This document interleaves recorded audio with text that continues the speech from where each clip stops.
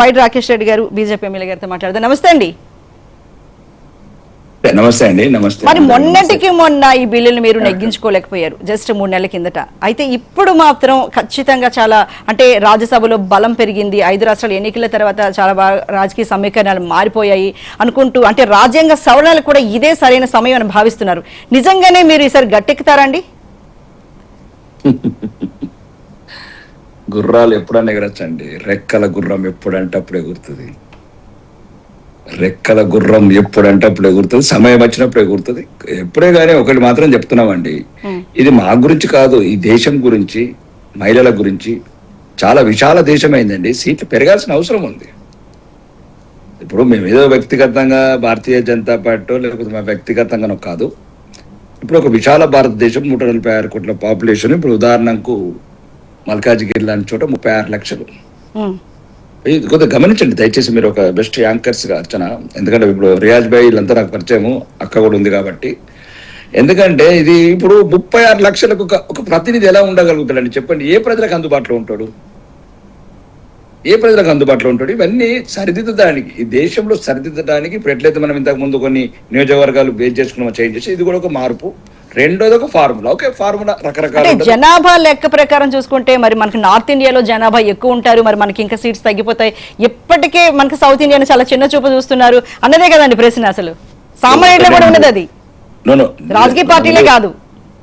నేను చెప్పదలుచుకున్నది ఏంటంటే, ఇప్పుడు ఇంతకు మళ్ళీ మీరు గమనించాల్సింది ఏంటంటే, ఈ రోజు ఉత్తర భారతదేశం కొత్తగా పెద్దగా కాలేదు, జనాలు పెరిగారు.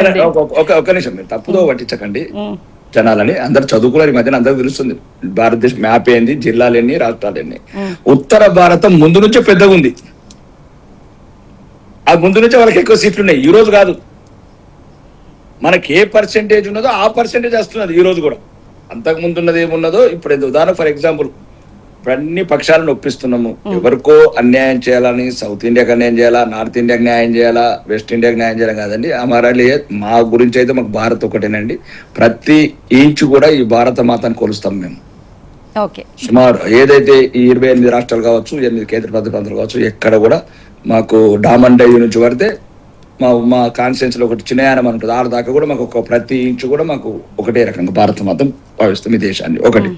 రెండోది ఫార్ములాస్ అన్ని అంటే ఒకటే కాదు, అన్ని పార్టీల ఫార్ములాస్, అన్ని పార్టీల అభిప్రాయాలు, మేధావులు, ఇంటెలెక్చువల్స్, లేకపోతే retired judges, present supreme court judges, రాజ్యాంగ నిపుణులు చాలా మంది. ఇప్పుడు మేమంటే ఓకే కొద్ది ఇంకా అవగాహన ఒక్కొక్కరికి ఇప్పుడు రియాజ్ భాయ్కి ఒక రకంగా ఉంటుంది, వారికి ఒక రకంగా ఉంటుంది, అక్కకు ఒక రకం ఉంటుంది, నాకు ఒక రకంగా ఉంటుంది. కానీ దీని మీద మొత్తం దేశంలో ఉన్న మేధావులందరినీ కూర్చోబెట్టినాం, వాళ్ళ అభిప్రాయాలు తీసుకున్నాం. మీరు అనుకున్నంత ఇదేదో రాజకీయ విమర్శలకు రాజకీయ కాదు. గెలుపోవటం, సీట్లు పెరిగినంత మాత్రం తగ్గినంత గెలిపోవటం దాని ప్రభావితం కావు.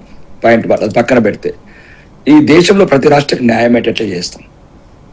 దానికి ఏదో మాకు వ్యక్తిగత ఏజెండా ఏముండదు. రెండోది మహిళలు, అది చాలా సంవత్సరాలుగా, అంటే మేము ఈ రోజు కాదు, ఈ దేశంలో మహిళా ప్రధాని 18 సంవత్సరాలు సుమారు ఉన్న ఒక దేశంలో కూడా సాధ్యం కాలేకపోయింది. మహిళా ప్రధాని గారు సుమారు ఇందిరాగాంధీ గారు ఒక ఉక్కు మహిళ, ఆమె హాయంలో కూడా చేయలేకపోయింది. తర్వాత యూపీఏ హాయంలో చేయలేకపోయింది. అంటే ఉంటే ఉండినచ్చు, అలా ఉద్దేశాలు ఉంటే ఉండినచ్చు, నేను కాదని అనట్లేదు. అంటే సుమారు ఒక 75 సంవత్సరాల తర్వాత తల్లి, చెల్లి, భార్య, కూతురు 4 మానవ సంబంధాలు దగ్గర పెట్టుకొని మహిళలను నిర్లక్ష్యం చేయడం కరెక్ట్ కాదని నరేంద్ర మోడీ గారి అభిప్రాయం, భారతీయ జనతా పార్టీ అభిప్రాయం. కాబట్టి మహిళల రిజర్వేషను కంపల్సరీ చేస్తాం, డీలిమిటేషన్ కంపల్సరీ చేస్తాం. ఇంకా ఏమైనా సలహాలు ఉంటే రాజ్యాంగ నిపుణులు కావచ్చు, ఇంకా మేధావులు కావచ్చు, గౌరీశంకర్ లాంటి వాళ్ళు కావచ్చు, లేకపోతే రియాజ్ భాయ్ లాంటి వాళ్ళు కావచ్చు, లేకపోతే అక్క సత్యదక్క లాంటి కావచ్చు, సలహాలు ఇంకా తీసుకుంటాం. ఏం చేయం, కుప్పలే మునగలేదు ఇంకా, దాంట్లో ఏం లేదండి. రాకేష్ రెడ్డి గారు, అన్నింటికంటే ఇప్పుడు 130వ రాజ్యాంగ సవరణ, దీనికి సంబంధించి విపక్షాలు గగ్గోలు పెట్టే అవకాశం ఉంది. ఎందుకంటే 130వ రాజ్యాంగ సవరణ ఏంటంటే ప్రధానమంత్రితో సహా, ప్రధానమంత్రి కావచ్చు, ముఖ్యమంత్రులు కావచ్చు, ఎమ్మెల్యేలు కావచ్చు, ఏ ప్రజాప్రతినిధి అయినా ఒక తీవ్రమైన నేరంలో ఇరుక్కొని 30 రోజుల పాటు వరుసగా జైల్లో ఉండి బెయిల్ రాకుండా ఉంటే ఆటోమేటిక్గా వాళ్ళ పదవులు రద్దు. దీనికి సంబంధించి అంటే మీరు చెప్తున్నారు దీనివల్ల జవాబుదారీతనం పెరుగుతుంది, అవినీతి పోతుంది అని. కానీ విపక్షాలు ఏమంటున్నాయి, దీన్ని అడ్డంగా పెట్టుకుని, దీన్ని అస్త్రంగా చేసుకుని దర్యాప్తు సంస్థల వాళ్ళతో ఎవరు నచ్చకపోతే వాళ్ళని ఇలా దీని ద్వారా బయటకు పంపించే అవకాశాలు ఉన్నాయి కదని దీనిపైన చాలా పెద్ద చర్చ జరగబోతోందని తెలుస్తుంది. దానికి ఏంటని చెప్తారు? నో అందులో కొద్దిగా నిజం ఉంది, మొత్తానికి నిజం లేకున్నా ప్రమాదం ఉంది. ఈ రోజు ఈ పార్టీ ఉండొచ్చు, ఇంకో పార్టీ ఉండొచ్చు, ఏ పార్టీ ఉన్నా కానీ ఒకటే పార్టీ శాశ్వతం కాదు కదండి. అవునండి. ఇక్కడ వచ్చిన సమస్యల్లా ఈ దేశంలో నిజాయితీకి మారు పేరైన కేజ్రీవాల్ అంటే నిజాయితీ గురించో పుట్టిండు, ఆయన నిజాయితీలో నుంచో పుట్టిండు, ఆయన పార్టీ కూడా నిజాయితీలో పుట్టింది. ఆయన పాపం అన్నా హజారే పెద్ద ఆయన ఉండే మా దేశంలో, కొద్దిగా ఆయన పక్కన దోసేసి అంటే కొద్ది రాజ్యాంగ విలువలండి. ఇప్పుడు అందరం కూడా గమనించాల్సిందంటే భారత రాజ్యాంగంలో ఎన్నో విలువలు కూర్చిన మేధావులు ఉన్నారు, పెద్ద మనుషులు ఉన్నారు. అట్లాంటి రాజకీయ వ్యవస్థ లోపల కొన్ని చీడ పురుగులు జమైనాయి.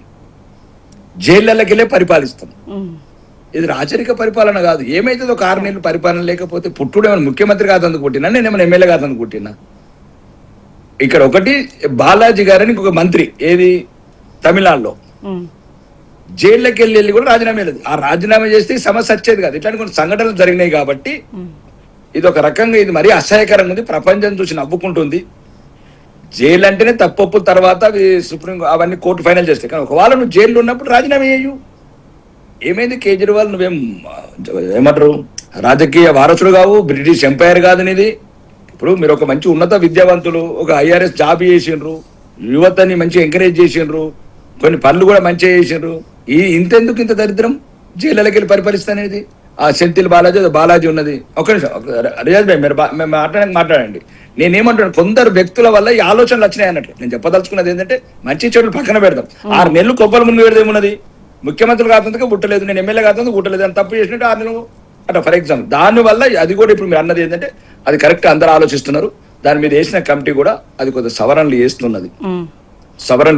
అదే చెప్పాను కదా, మేమొక్కరం అనుకున్నట్టు జరగదు. దాంట్లో రియాజ్ బాయ్ లాంటి మంచి మేధావులు ఉంటారు, గౌరీశంకర్ సార్ లాంటి వాళ్ళు ఉంటారు, సత్యవతి అక్క లాంటి వాళ్ళు ఉంటారు. ఏదో ఒకటి మార్పులు వస్తాయి. కానీ ఎక్కడొకటి మొదలు పెట్టాలి కదా. ప్రతి ఒక్కరు జైలుకి వెళ్ళి పరిపాలిస్తుంటే ఇంకా భారత రాజ్యాంగం అపహాసం అవుతుంది. ఓకే, రాకేష్ రెడ్డి గారు, మరి 1 నేషన్ 1 ఎలక్షన్ గురించి ఏం చెప్తారు? దానికి ఆల్రెడీ 99% క్లారిటీ వచ్చింది. అంటే 1 నేషన్ 1 ఎలక్షన్ అనేది ఇప్పటిది కాదండి, అది 1954 అప్పటి నుంచో ఉంది. నెహ్రూ గారి ఆయం నుంచో ఉంది. మధ్యన రాజ్యాంగాన్ని 79 సార్లు మార్చిన ఈ దేశాన్ని 65 సంవత్సరాలు పాలించిన పార్టీ చాలా సార్లు బర్త్రపులు చేయటము, ఉపయోగించటము. మేము వచ్చిన తర్వాత ఒక్క రాష్ట్రాన్ని కూడా బర్త్రప్ చేయలేదండి. దయచేసి ఇది కూడా గమనించాలి. మీరు అందరూ పెద్దవాళ్ళందరూ కూడా ఒక రాష్ట్రాన్ని కూడా బర్త్రప్ చేయలేదు. ఆ బర్త్రప్ చేసినప్పుడల్లా ఒక ఢిల్లీలో కూర్చున్న సుల్తాన్లకు ఎవరైతే కప్పం కట్టలేదు, రకరకాల రాజకీయ కారణాలతో అనుకుంటే బర్తప్. దానికి ఉదాహరణ ఉమ్మడి ఆంధ్రప్రదేశ్లో ఎన్టీ రామారావు. దానికి ఉదాహరణ, ఎందుకంటే మనకు ఆంధ్రప్రదేశ్ స్టోరీ చెప్తే బాగుంటుంది. ఇంకా గయాములు దేశం అంతా నాశనం పట్టించారు. 60-70 సార్లు రాష్ట్ర ప్రభుత్వాలని ప్రజలు ఎన్నుకున్న బర్తరఫ్ చేశారు. నేనేమంటున్నా అంటే దీనివల్ల ఒక సమస్య వచ్చింది. ఇది రాను ఏమైందంటే రాజకీయము ఒక అడ్మినిస్ట్రేషన్ వ్యవస్థ ఎప్పుడు ఎన్నికలన్నీ మునిగిపోవాలా. దీనివల్ల ఒకదాని తర్వాత ఒకటి అంటే అసలు పరిపాలనే స్తంభిస్తున్నది. ఒకటి, రాజకీయ నాయకులకు రోజు ఏదో ఒక వాగ్దానాలు చేసుకుంటే దానికే సరిపోతున్నది. ఈ ఎలక్షన్లు ఏదో ఒక తాయిలాలు చెప్పాలా, ఈ తాయిలాలు ఆ తాయిలాలు, కాబట్టి పరిపాలన కొద్ది పక్కదు, రాజకీయ నాయకులు కూడా ఇబ్బందులు వస్తున్నాయి. దీనివల్ల సుమారు 8 లక్షల కోట్లు సేవ్ అవుతుంది. రెండోది, కొన్ని కోట్ల గంటలు ఈ ఏదైతే 140 కోట్ల పాపులేషన్ ఉందో ఆ వర్క్ ఉపయోగించవచ్చు, దేశాన్ని ముందుకు తీసుకెళ్లొచ్చు. అంటే ఇప్పుడు ఏదైనా ఎలక్షన్ అంటే 30 రోజులకు అదే పండగలా ఉంటది. అంటే ఇది అన్ని చేసి ఈ దేశానికి మంచి జరుగుతుందని ఇది కూడా ఆల్రెడీ మొన్న కూడా దాని చైర్మన్ గారు చెప్పారు.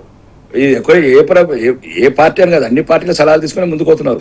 అన్ని పార్టీలు, రాజ్యాంగ నిపుణులు కొన్నిసార్లు తీసుకుంటున్నారు. దానివల్ల ఒక జమిలీ ఎలక్షన్స్ అనేది ఇలా కొత్తగా కాదు. దయచేసి అది కొత్తగా ఇంట్రడ్యూస్ చేసి కాదు, పాత ఉన్నదాన్నే ఈ రకంగా రకరకాల బర్త్రప్ల వల్ల టైం ఇట్లా గ్యాప్ అవుతూ పోయింది కాబట్టి దాన్ని ట్యూనింగ్ చేస్తున్నారు. దానివల్ల ఎన్ని బెనిఫిట్లు ఉన్నాయో రాజ్యాంగంలో దేశానికి ఉపయోగమో అని చెప్తున్నారు. ఇవన్నీ చెప్పిన తర్వాత దేశానికి మంచిది.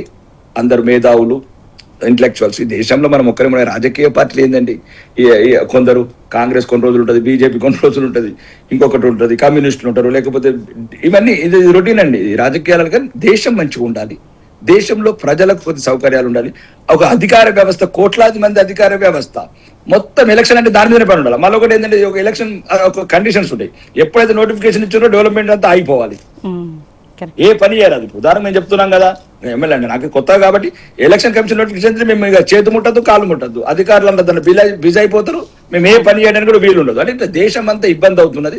దీన్ని మంచి మళ్ళీ ఏదైతే అప్పుడు ఉండడో దాన్ని ట్యూనింగ్ లో పెడుతున్నారు తప్ప దానివల్ల దేశానికి మంచిది, ప్రజలకు మంచిది, అందరికీ మంచిది, రాజకీయ నాయకులకు మంచిది, ఈ దేశంలో ఉన్న అధికారులందరికీ కూడా సమయం వస్తుంది ప్రజా అభివృద్ధి మీద. ఏదైతే డెవలప్మెంట్ కంట్రీని, ఏదైతే వికసిత భారత్, అభివృద్ధి చెందిన భారత్ను చూడాలనుకుంటున్నామో దానికి ఉపయోగపడుతుంది.